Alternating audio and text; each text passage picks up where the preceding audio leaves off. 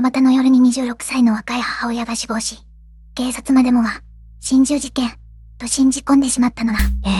心中に見せかけられたってことを、信じられないわ。しかもその理想を暴いたのは、たった一通の LINE メッセージだったのだ。どうもずんだもんなのだ。どうも四国メタンよ。今日紹介するのは、2016年7月、東京都立川市のマンションで起きた心中偽装殺人事件なのだ。達をして心中偽装殺人が起きたのね。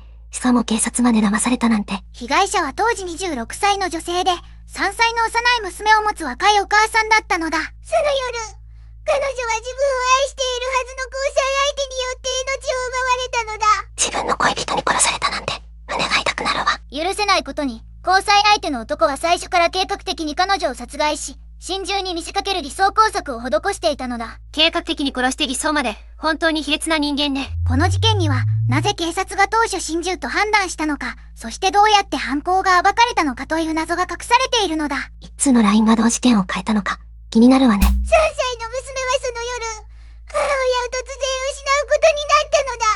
彼女がどれほど愛する人に裏切られたかを、しっかりと伝えたいのだ。その小さな子のことを思うと、本当に辛いわ。事件の背景には、交際相手との関係に悩んでいた被害者女性の姿があったのだ。二人の間にどんな事情があったのかも気になるわね。そして男が仕掛けた偽装工作は、捜査員たちをも欺く巧妙なものだったのだ。警察が騙されるほどの偽装って、一体どんなものだったのかしら。今日はその全貌を、事件発生から逮捕、裁判まで余すことなく語り尽くすのだ。七夕の夜に何が起きたのか、じっくり聞かせてもらうわ。被害者がどんな女性だったのか、交際相手との関係はどうだったのか、そして犯行はどのように行われたのかを順番に見ていくのだ。彼女の人生と、その細部をきちんと知りたいわ。そして捜査を一変させた一通の LINE が持っていた、驚くべき内容についても詳しく解説するのだ。たった一通のメッセージが事件を解決したなんて、どんな内容だったのか本当に気になるわ。最後まで見れば、この事件の全貌と、日常に潜む恐怖の正体がわかるのだ。ぜひ最後まで見届けなきゃいけないわね。では早速、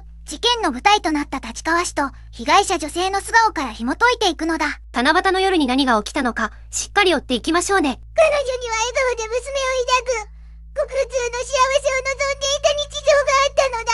そんな普通の幸せが、一人の男に壊されてしまったのね。交際相手の男がいかに卑劣な計画を立て、実行したのか、その全てを明らかにしていくのだ。絶対に許せない行為よね。しっかり聞かせてもらうわ。この事件は、恋愛と殺意が交差する、現代社会の暗部を映し出した事件でもあるのだ。身近な人間関係に潜む危険を改めて考えさせられる事件なのね。どうか最後まで付き合ってほしいのだ。被害者女性の無念を、一緒に受け止めてほしいのだ。彼女のためにも、しっかりと見届けるわ。それでは事件の詳細に入っていくのだ。まずは被害者女性の人物像から見ていこうのだ。どんな女性だったのか、まず知りたいわね。まず被害者について紹介するのだ。どんな女性だったのかしら。被害者の女性は事件当時26歳で、東京都立川市内のマンションに幼い娘と暮らしていたのだ。まだ26歳で、小さな子供がいたのね。3歳の娘を女手一つで育てながら、近くの飲食店でパートとして働いていたのだ。シングルマザーとして頑張っていたのね。だがこの事件には、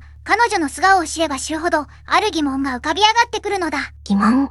どういうことかしら。彼女が本当に自ら死を選ぶような女性だったのか、という点なのだ。周囲の証言を聞けば聞くほど、その答えははっきりしてくるのだ。続きを聞かせてほしいわ。彼女を知る同僚はいつも明るくてよく笑う子でした、と語っているのだ。周りから好かれていたのね。パート先の店長は、シフトを急に休むこともなく、真面目で責任感が強かった、と証言しているのだ。娘のために一生懸命働いていたのね。幼い頃から面倒見が良く、地元の友人は、誰かが落ち込んでいると真っ先に駆け寄るような子だった、と語っているのだ。そんな優しい人が命を落としたなんて、胸が痛いわ。立川市内に長く住む近隣住民は、廊下でよくあったけど、いつも笑顔で挨拶してくれた、と振り返っているのだ。近所でも評判の良い人だったのね。娘への愛情も深く、保育園の担任保育士は、お迎えの時必ず娘さんを抱きしめていた、と証言しているのだ。娘さんのことを本当に大切にしていたのね。娘のために手作りの弁当を毎日持たせていたそうで、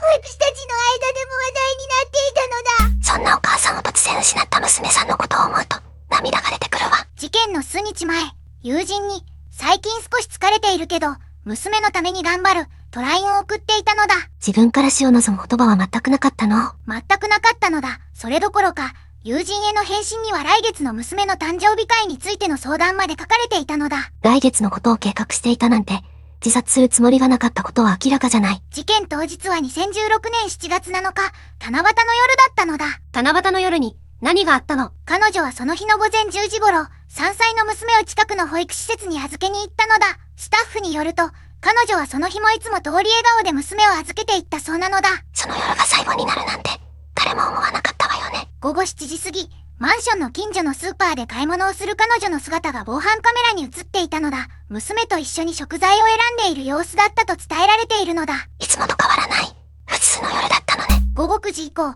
交際相手の男がマンションを訪れていたことが後の捜査で明らかになったのだ。交際相手が来ていたの。その後、深夜に彼女は死亡しているのが発見されたのだ。事態を心配した知人が管理人に連絡を取り、部屋のドアを開けて発見することになったのだ。発見した方も、さぞかし衝撃を受けることでしょうね。発見時の現場は、一見すると男女が睡眠薬と酒を使って心中したかのような状況に見えたのだ。心中に見せかけていたの？警察も当初は男女の心中事案として扱ったのだ。現場の状況が巧妙に偽装されていたのだ。最初から計画的だったということね。だが彼女の友人たちは口を揃えて、あの子が自分から死ぬはずがない、と語っているのだ。周りのみんなが分かっていたのに、なぜ心中と判断されたの？それほど現場の偽装が緻密だったのだ。しかし彼女の無念を晴らすある証拠が確かに残されていたのだ。ある証拠？それは何なの？それが一通の LINE メッセージだったのだ。彼女が生前に送ったそのメッセージが事件の真相を根底から覆すことになるのだ。たった一通のメッセージが真実を証明したのね。娘の誕生日を楽しみにし、友人と笑い合い、毎日一生懸命生きていた26歳の女性がなぜ死ななければならなかったのか。本当に辛い話よね。そしてこの事件には、彼女を死に追いやった男の冷酷な計算が隠されていたのだ。その動機と手口は、聞く者すべてを震え上がらせるものだったのだ。その男は一体どんな人間なの？早く真実を知りたいわ。では事件の経緯を時系列で追っていくのだ。いよいよ事件の核心に迫るのね。ここで明らかになるのは、誰も予想しなかった真実なのだ。心中に見せかけた完全犯罪の仮面が、一枚ずつ剥がれていく瞬間を見届けてほしいのだ。完全犯罪の仮面か。それが剥がれる瞬間があったということね。そしてその仮面を剥がしたのは、最先端の科学捜査でも、優秀な刑事の勘でもなかったのだ。違うの？じゃあ何が暴いたの？たった一通の LINE メッセージだったのだ。だがその話は後回しにしよう。まずは事件が起きた日から丁寧に追っていくのだ。そうね。順番に聞かせて。2016年7月7日、七夕の夜のことなのだ。東京都立川市のマンションの一室で、26歳の女性が冷たくなって発見されたのだ。七夕の夜に、そんな悲劇が起きていたなんて。その日は夜空に天の川が輝き、街では七夕飾りが風に揺れていたのだ。しかし彼女の部屋では、その美しい夜とは対照的な悲劇が起きていたのだ。まだ26歳の若い女性が、なぜそんな夜に命を絶たなければならなかったの？それが当初、誰もが疑問に思わなかったのだ。なぜなら現場はある細工が施されており、警察でさえ最初は事件と断定できなかったのだ。警察でさえ騙されたの？そうなのだ。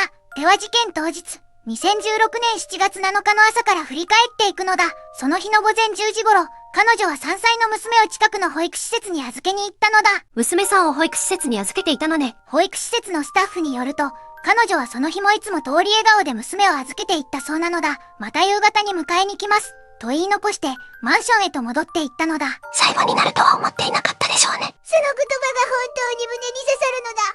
また夕方に迎えに来ます。その約束は永遠に果たされることはなかったのだ。娘さんは夕方になってもお母さんは来なかった。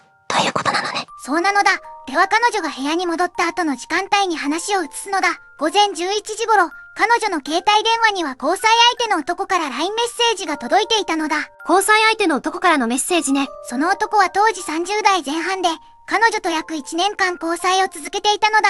近所に住む複数の住民によると、男はこのマンションに頻繁に出入りしており、よく見かける男性がいた、と語っているのだ。ということは、男は彼女の部屋をよく訪れていたのね。そうなのだ。そして午後1時頃、その男は実際に彼女の部屋を訪れたのだ。マンションの防犯カメラには、男がエントランスから入っていく姿が記録されていたのだ。防犯カメラに映っていたの？そうなのだ。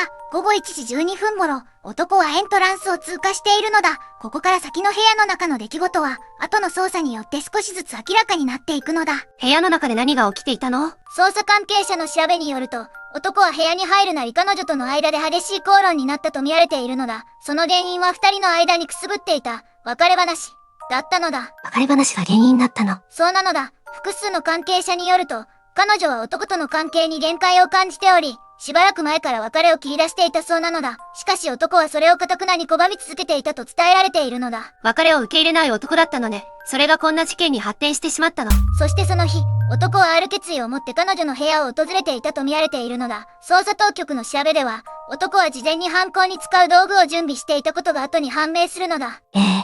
事前に準備していたの？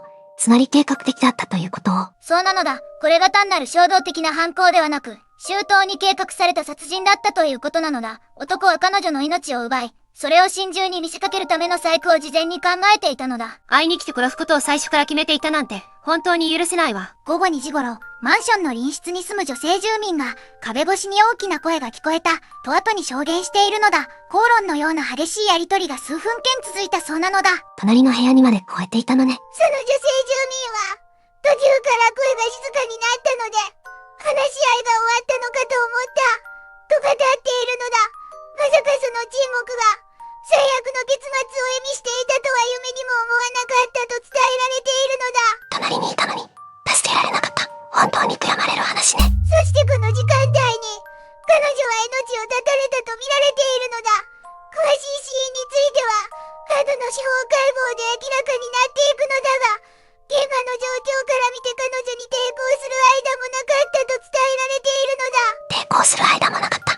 という言葉が重いわ。彼女が命を奪われた後、男は恐ろしい行動に出るのだ。現場が心中であるかのように見せかける細工を施し始めたのだ。どんな細工をしたの？男は彼女の遺体を発見した者が、二人で死のうとした心中だ、と誤解するよう、現場に遺書のようなものや睡眠薬の瓶などを置いていったのだ。遺書まで用意していたなんて、本当に用意周到な犯行ね。そしてその細工を終えた男は、午後3時頃にはマンションを後にしていたのだ。防犯カメラには、男が何事もなかったかのようにエントランスから出ていく姿が記録されていたのだ。入った時刻も出た時刻も、カメラに映っていたのね。そうなのだ。午後3時14分頃、男は一人でマンションを出て行ったのだ。その後しばらく、誰も部屋の中の異変に気がつかなかったのだ。娘さんはまだ保育施設で待っていたのね。そうなのだ。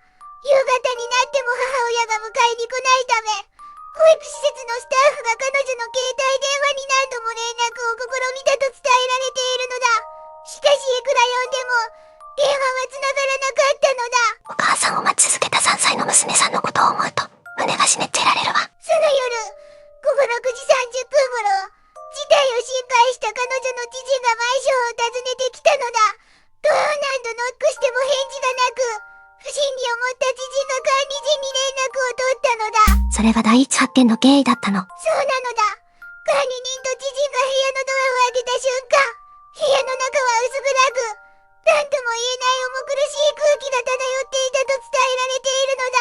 発見した方も、さぞかし衝撃を受けることでしょうね。管理人は、ドアを開けた瞬間に普通ではないと感じた。と後に語っているのだ。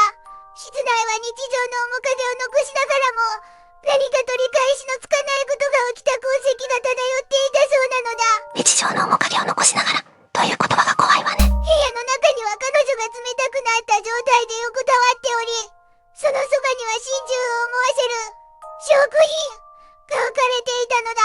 発見者は即座に119番と110番に通報したのだ。現場を見た人は心中だと思ったの。そうなのだ。通報を受けて駆けつけた警察官や救急隊員も、最初は心中未遂かと判断したと伝えられているのだ。それほど男の偽装工作は巧みだったのだ。警察まで騙されたのを、最初は事件として扱わなかったということを。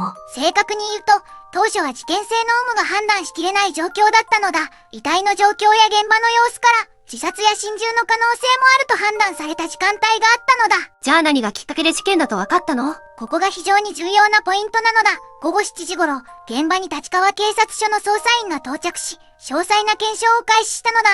現場の細部を丁寧に調べていく中で、ある矛盾が浮かび上がってきたのだ。矛盾が見つかったの。現場に置かれた遺書の筆跡や内容に不自然な点があったのだ。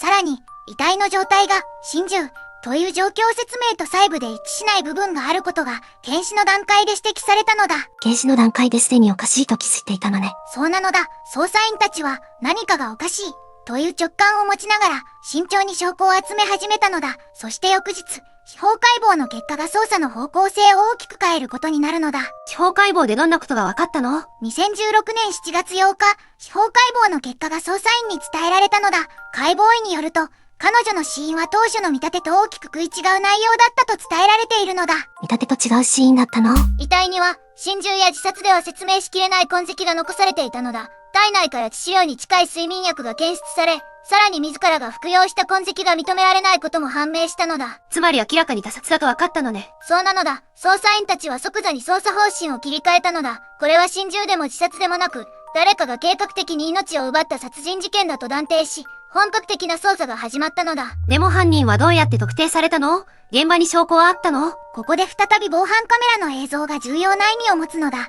前日に彼女の部屋を訪れ、約2時間後に一人で出て行った男の存在が捜査員の目に留まったのだ。入った時も出た時も一人だったのね。確かにそれはおかしいわ。そうなのだ。二人で入って一人だけ出てくる。それだけでも十分に不審なのだ。しかし男は事前に自分のアリバイを確保しようとしていた。捜査員が男に話を聞きに行くと、男は自分は関係ないと主張したのだ。自分は関係ないと言い張ったの？そうなのだ。男は彼女とは確かに会ったが、その後元気にしていた。自分が部屋を出た時には生きていたと主張し続けたのだ。証拠がなければそのまま逃げ切れると考えていたのかもしれないのだ。証拠がなければ逃げ切れると思っていたなんて。でも逃げ切れなかったのよね。そうなのだ。そして捜査員がスマートフォンの記録を詳しく調べ始めた時、決定的な証拠が浮かび上がってきたのだ。スマートフォンの記録から何が出てきたの？彼女のスマートフォンに残されていた LINE のメッセージ履歴を解析した結果、信じられない事実が明らかになったのだ。それは男の犯行計画を完全に証明するものだったのだ。LINE のメッセージが証拠になったの？そうなのだ。そのメッセージは、彼女が死亡したと判断される時刻の9をに送信されたものだったのだ。つまり、死んでいるはずの彼女のスマートフォンから、あのメッセージは送られていたのだ。死亡した後に送られたメッセージ？どういうこと？そのメッセージを送ったのは彼女ではなく、男が彼女のスマートフォンを使って送信したものだったのだ。男は彼女を殺した後、彼女になりすましてメッセージを送り、アリバイを作ろうとしていたのだ。なんて卑劣な、死んだ人のスマートフォンを使って証拠隠滅を図ったの。しかしその行為が、逆に彼の有罪を証明する決定的な証拠になったのだ。メッセージの送信時刻、内容、そして彼女の死亡推定時刻を照らし合わせた結果、男が犯人であることが確実になったのだ。自分で証拠を残してしまったのね。本当に皮肉な話だわ。捜査員が男を改めて事情聴取した際、男の説明は LINE の記録と矛盾していたのだ。捜査員の追及に、男は次第に言葉に詰まっていったと伝えられているのだ。追い詰められていったのね。2016年7月下旬、立川警察署は男を殺人容疑で逮捕したのだ。逮捕の瞬間、男は無言のまま連行されていったと複数の目撃者が語っているのだ。ようやく逮捕されたのね。でも3歳の娘さんはその後どうなったの？娘さんは母親を失い、親族に引き取られることになったのだ。あの七夕の夜以来、ママはどこ？と何度も繰り返していたと伝えられており、その言葉を聞いた関係者は言葉が出なかったと語っているのだ。3歳の女の子が大好きなお母さんを突然失ってしまったのね。そしてその子に真実を伝えることは、関係者にとって最も辛い仕事の一つだったと伝えられているのだ。彼女はあの日、確かに娘の未来を夢見ながら生きていたのだ。七夕の夜の悲劇が、羽鳥の子供の人生を迎えてしまったのね。こうして事件は男の逮捕という結末を迎えたのだ。心中に見せかけた巧妙な偽装工作は崩れ去り、七夕の夜に何があったのかが全て明らかになったのだ。でも、なぜ男はここまでして彼女を殺さなければならなかったの？別れたくなかっただけでしょ？そこなのだ。男の動機の裏には、ただの別れ話では説明しきれない、もっと深い闇が隠されていたのだ。もっと深い闇？そしてその闇を掘り起こしていくと、この事件は単純な地上のもつれではなく、彼女が長期間にわたって恐怖の中に置かれていた可能性が浮かび上がってくるのだ。長期間にわたって恐怖の中に？それはどういうこと？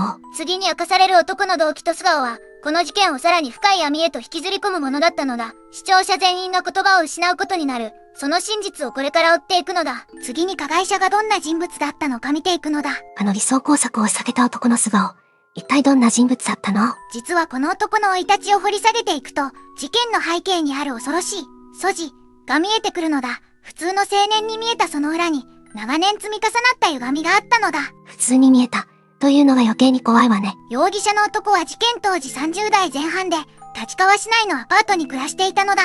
外見は温厚そうな印象で、近隣住民も挨拶もちゃんとして静かな人だったと語っているのだ。近所では普通の音として通っていたのね。だがその仮面の下に何があったのか、幼少期から順を追って見ていくと、その歪みの正体が浮かび上がってくるのだ。誰も予想しなかった真実がそこには隠されていたのだ。幼少から何か問題があったということを。男は幼い頃から家庭環境が不安定だったと伝えられているのだ。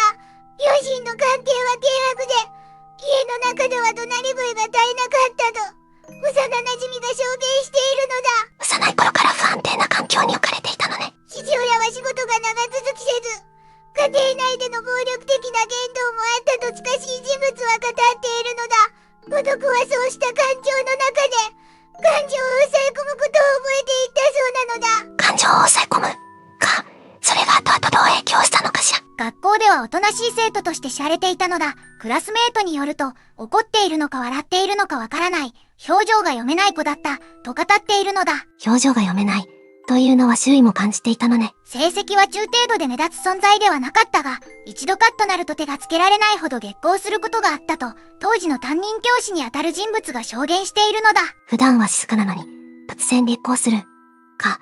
そのギャップが怖いわ。中学時代には同級生とのトラブルが複数回あったのだ。2003年頃、些細な言い争いの末に相手を壁に押し付けて怪我をさせたとして、学校側が保護者を呼び出す事態になったと伝えられているのだ。中学時代にすでに暴力的な行動が出ていたの？その際、男の父親は学校側に対して謝罪するどころか、うちの子は悪くない、と怒鳴り込んできたと、当時の学校関係者は語っているのだ。親からも責任感を学ぶ機会を奪われていたのだ。親がそういう態度では、子供が自分の行動を反省できるわけがないわよね。高校進学後も問題行動は続いたのだ。部活動の先輩後輩トラブルでは、後輩を精神的に追い詰めるような言動を繰り返し、最終的に部を退部処分になったと伝えられているのだ。精神的に追い詰めるか、暴力だけじゃなくて支配的な傾向もあったのね。そうなのだ。物理的な暴力だけでなく、相手を言葉で追い詰め、孤立させるという手口がすでにこの頃から見られたのだ。これは後の交際関係でも繰り返されるパターンだったのだ。そのパターンが被害者の女性にも向けられていたということを。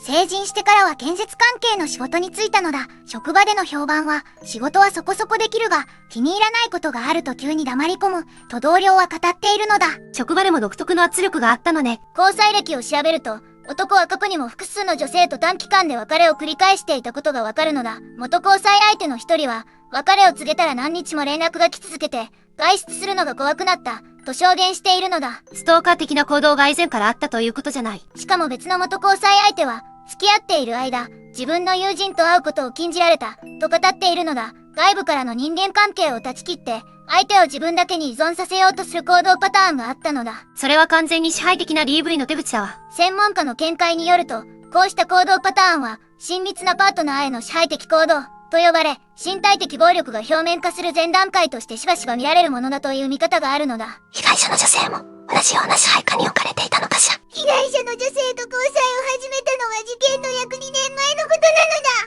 当初は優しく、女性の友人たちも、あの人は家にいそう、と思っていたと伝えられているのだ。最初は優しく見せるというのも支配の典型的な手口よね。だが交際が数ヶ月を過ぎた頃から変化が現れたのだ。女性の携帯電話を無断でチェックし、誰とやり取りしているかを監視するようになったと、女性の友人は語っているのだ。交際中からすでに監視と支配が始まっていたのね。女性が男友達と話しただけで長時間責め続けたこともあったそうなのだ。女性は次第に友人との連絡を減らし、男の顔色を伺いながら生活するようになっていったと伝えられているのだ。少しずつ孤立させられていったのね。やりきれない話だわ。女性の母親は後に、娘は会うたびに表情が暗くなっていった。何かあるんじゃないかと思っていたが、娘は大丈夫というばかりであった、と語っているのだ。身近な家族も気づいていたのに、助けられなかったのね。3歳の娘が生まれてからも、男の支配的な行動は変わらなかったのだ。育児に関しても自分のやり方を押し付け、女性が少しでも逆らうと激しく怒鳴りつけることがあったと近隣住民は証言しているのだ。子供がいても変わらなかった。むしろひどくなっていったのかしら。そしてこの事件の直前、男は職場でも大きなトラブルを抱えていたと伝えられているのだ。2016年春頃から勤務態度が不安定になり、上司とも衝突が続いていたそうなのだ。事件の直前に職場でもトラブルがあったの？男の内側で何かが臨界点に近づいていたのだ。家庭でも職場でも追い詰められた男が、最終的にその矛先を最も身近にいた女性に向けたのだ。すべての歪みが一点に集中していったということね。こうした積み重ねが事件につながっていったのだ。追いたから始まった歪みが、長い年月をかけてこんな形で爆発したのね。だが、この男の本当の恐ろしさはまだここでは終わらないのだ。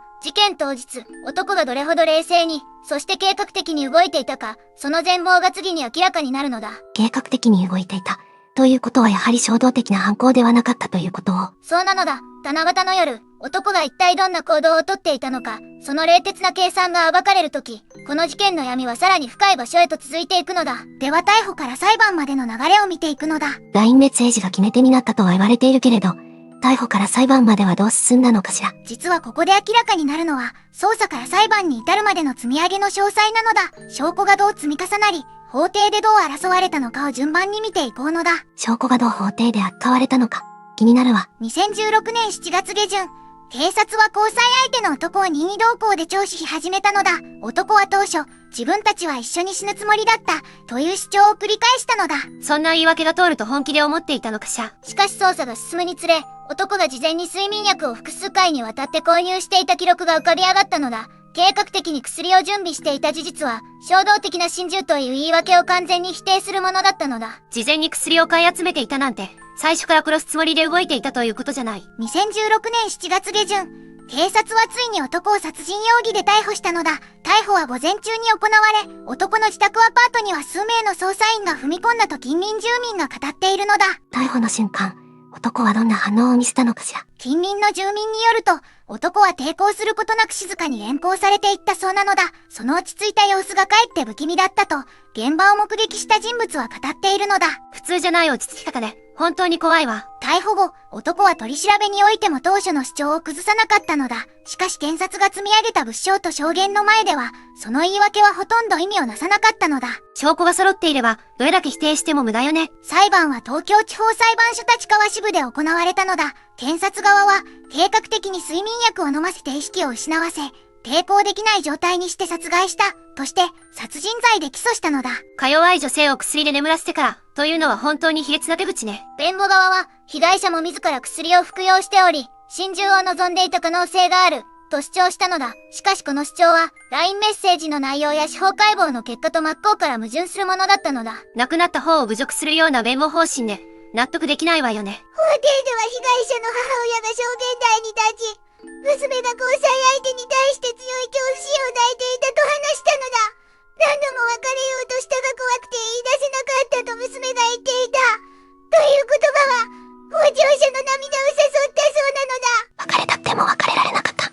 その恐怖の中で命を奪われたなんて言葉もないわ。審理が進む中で、男が被害者に対して日常的に支配的な言動を繰り返していたことも明らかになったのだ。交友関係を制限し、携帯電話の中身を頻繁にチェックしていたと複数の関係者が証言しているのだ。デート DV そのものね。そういう関係性が積み上がって、最悪の結末を招いたということよね。判決は2017年秋、東京地方裁判所立川支部で言い渡されたのだ。裁判官は、被告の行為は計画的かつ冷酷であり、被害者の命を一方的に奪ったことは明白である、と断じたのだ。裁判所もはっきりと計画的な犯行と認定したのね。男には懲役15年の実刑判決が言い渡されたのだ。検察は量刑不当として控訴したが、その後の審理でも一審判決は維持されたのだ。15年だけって、納得できないわよね。26歳の命を奪っておいて、それだけなの。残された3歳の娘は事件後、被害者の両親に引き取られたのだ。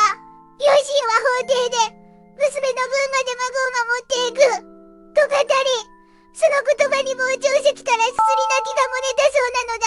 小さな命が大切に守られていることだけが、せめてもの救いね。こうして男には懲役15年という処分が下されたのだ。裁判を通じて事件の全容が明らかになったわけだけど、なぜ男はここまで追い詰められた行動をとったのか、まだ腑に落ちない部分があるわ。実はこの事件の核心には、金銭トラブルと支配欲が複雑に絡み合った動機があったのだ。そしてその動機を紐解いていくと、現代の交際相手間暴力が持つ恐ろしい構造が見えてくるのだ。金銭トラブルも関係していたの？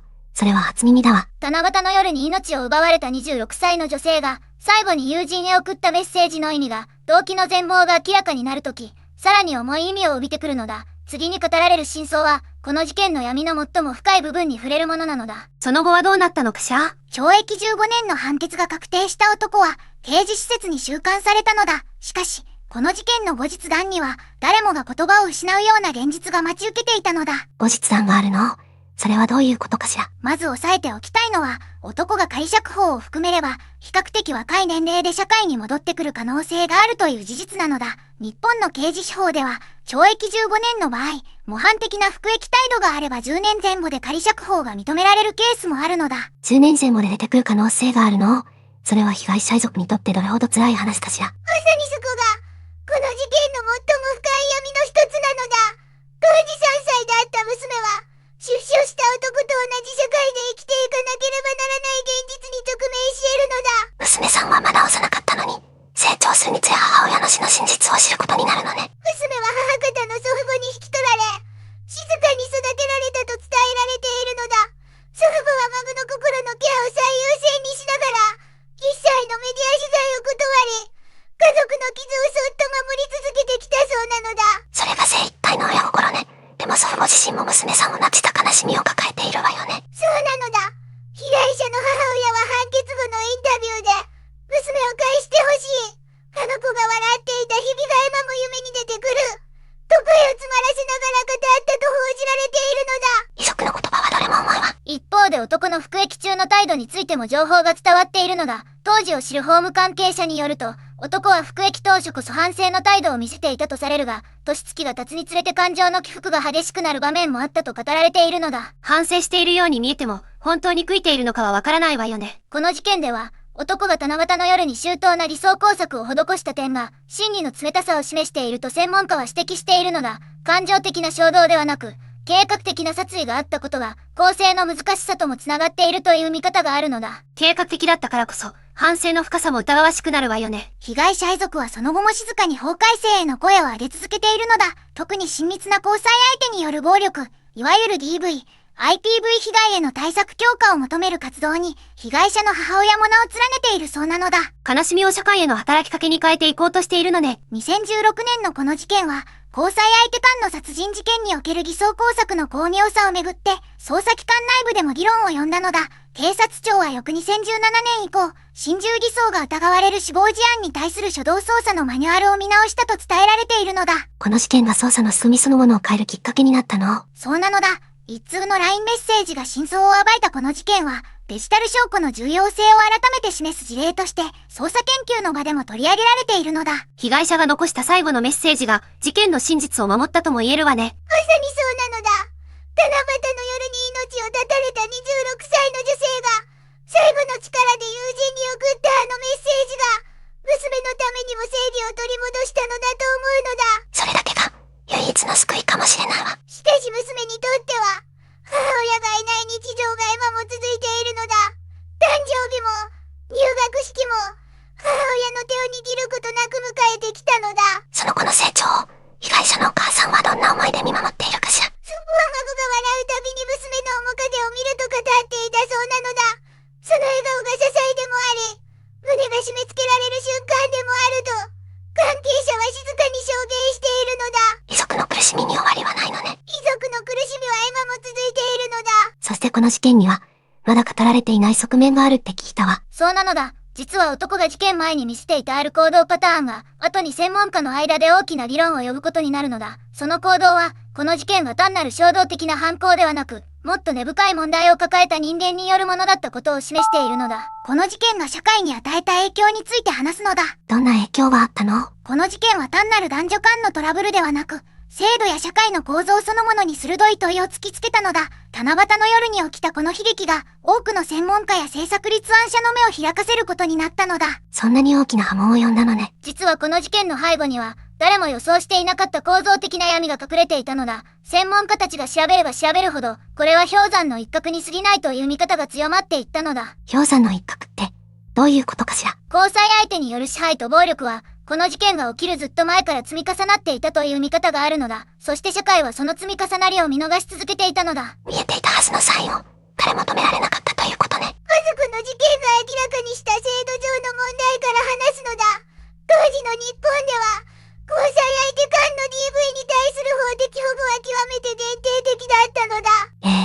法律で守られていなかったの？配偶者暴力防止法、いわゆる DV 防止法は婚姻関係にある当事者を主な対象としており、交際相手からの暴力は対象外とされるケースが多かったのだ。被害者が法的保護を求めようとしても、制度の網の目からこぼれ落ちてしまう構造があったのだ。結婚していなければ守ってもらえないなんて、おかしいわよね。その後、2013年に DV 防止法が改正され、生活の本居を共にする交際相手も保護対象に加えられたのだ。しかしこの事件が起きた2016年においても、運用面ではまだ課題が残っていたという指摘があるのだ。法律は変わっても、現場が追いついていなかったのね。犯罪心理学の専門家によると、この事件の加害者が示したパターンは、コントロール型 DV 加害者の典型例と見られているのだ。相手の行動を監視し、孤立させ、精神的に依存させてから暴力へとエスカレートする手口が確認されているのだ。そんな段階を踏んで追い詰めていくの？専門家の分析によれば、加害者はまず被害者の友人関係を切り離し、次に経済的な依存状態を作り出す傾向があるそうなのだ。被害者が逃げられない状況を徐々に作り上げるのだ。計画的に孤立させていたということよね。ここで少し踏み込んで考えてみたいのだ。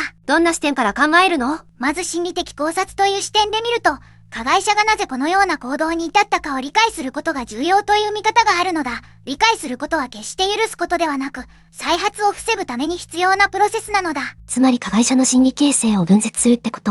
犯罪心理学者の見解では、支配型の加害者は自己肯定感の著しい低さと、強烈な見捨てられ不安を抱えていることが多いそうなのだ。相手を完全にコントロール下に置くことでしか、自分の安定を保てない心理構造があるという見方があるのだ。歪んだ形でつながりを求めていたということかしら。しかしその歪みがどれほど深くても、命を奪う行為は絶対に正当化できないのだ。問題はその歪みがなぜ形成されたのか、どこで介入できたのかという点にあるのだ。早い段階で誰かが気づいていれば、変わっていたかもしれないわ。次に環境的考察という視点で見ると、加害者の育った環境が大きく関わっているという見方があるのだ。暴力を目撃しながら育った子供は、暴力を人間関係の解決手段として学習してしまう危険性があるそうなのだ。つまり暴力の連鎖が起きているってこと？支配関連鎖と呼ばれるこの現象は、研究によって繰り返し確認されているのだ。